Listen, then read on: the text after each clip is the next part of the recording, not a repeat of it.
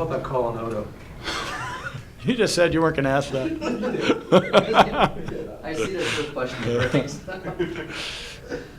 Other than the call on Odo, I mean, would you play for the full 60, or do you feel like maybe some of the level dropped off after a while? No, I mean, there's a lot of breakdowns of the game, and obviously that's the game of hockey. That's sports in general.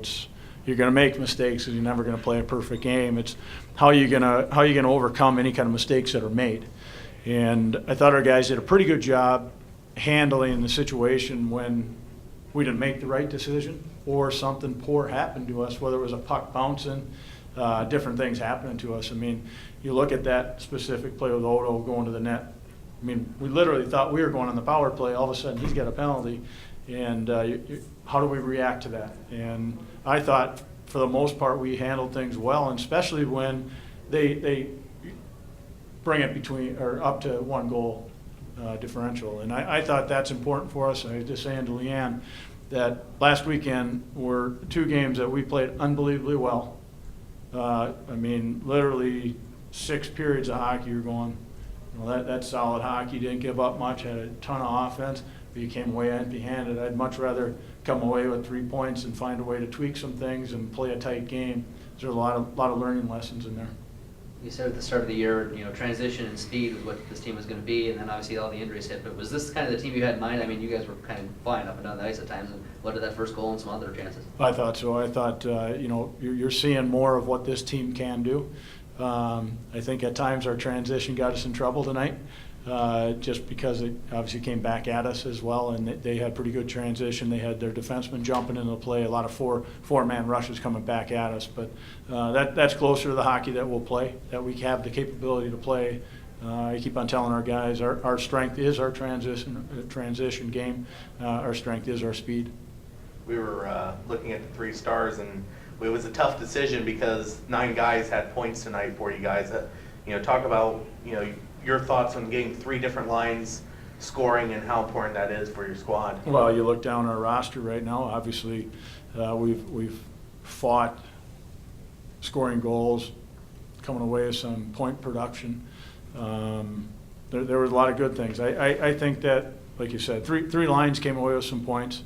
I think all 4 lines, for the most part, played very well. Simmer, it was great to see him score a goal. He wasn't supposed to play tonight. And it's not because that he played poorly.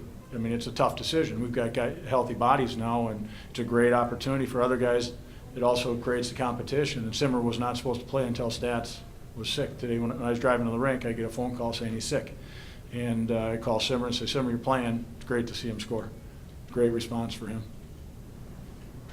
Did you like the way they went around the net tonight? The guys that talked during the week in the interviews about crashing the net, and probably the second goal was a result of it. Yeah, you saw a second goal. Nice play, obviously being made there on the power play. But I think for the most part, offensively, there's a lot of really good things done by the forwards, using the net, changing the point of attack, and coming out the other side, finding the soft spot up high in the zone. A lot of things that we've talked about generating offense, and it was there. I mean, we've been working on it all year.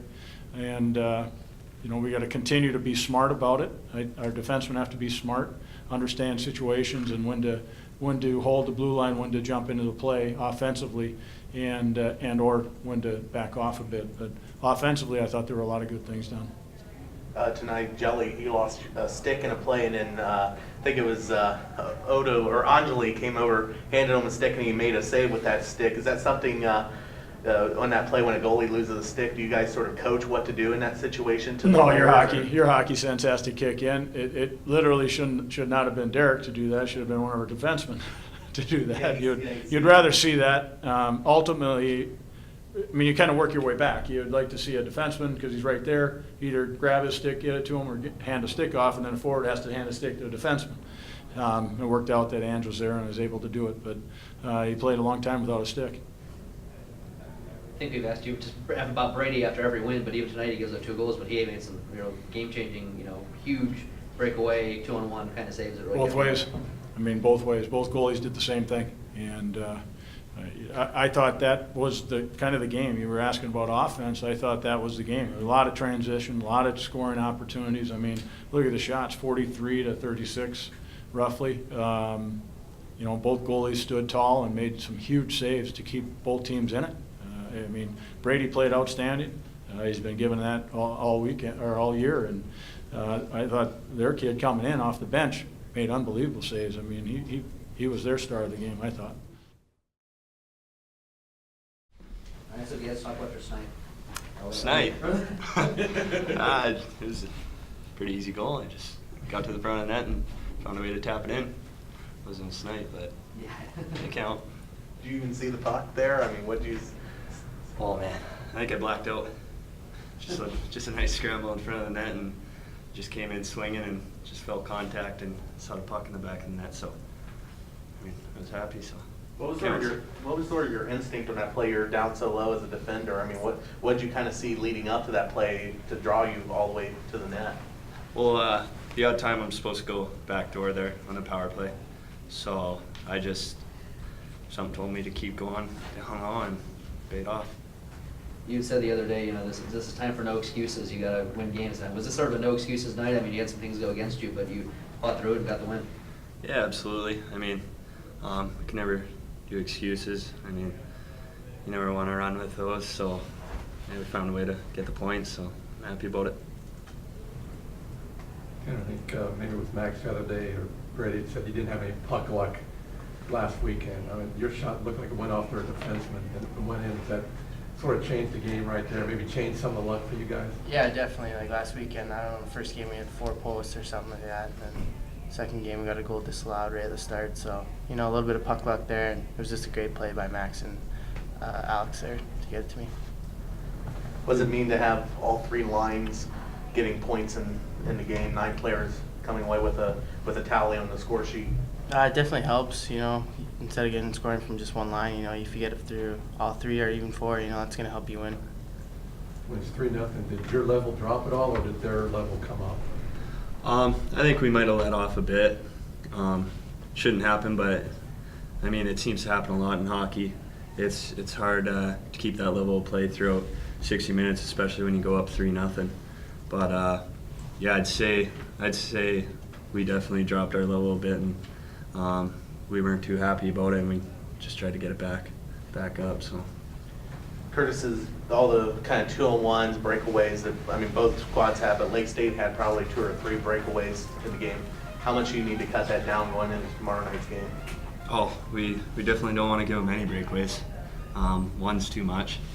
Yeah, we'll just be, as a decor, we'll just be smarter there and try and not give any. Because either one of you, when Odo got the penalty, did you guys have to maybe regroup and take a breath? You probably thought you were on the power play there, and then, suddenly it's 4-on-4. Curtis? Yeah, I couldn't believe it, but it's just you just gotta play, I guess. It's nothing much you could do. Surprising though. Not sure what he saw. There's been talk about this year at the start of the year how fast this team was and how transition was going to allow you, let you guys score goals and stuff. And obviously, I think you guys were kind of flying up and down the ice tonight. Tanner, from your perspective, did it just feel like there was a lot of room in the offensive zone at times? 43 shots, 3 goals, and that's a lot of generating some offense there. Yeah, definitely. Our speed helps us in the neutral zone and, get pucks deep. And then I thought we controlled the puck well in their end. We had a couple shifts, like we were in there for a minute and a half, just, really owning their D. And, if we keep doing that, more goals are going to come for us tomorrow. The flip side of that for Curtis was kind of what Justin asked. You've kind of got to toe that line between, going forward and with numbers, but not letting them get behind you. As a defenseman, what's kind of that battle that you have to fight there? Oh, you just got to read as a D-man. Like, you can't pinch if we don't have a high forward, and we did that a couple times tonight. So we definitely got to change that. Got to make sure D are playing smarter, taking a look over their shoulder.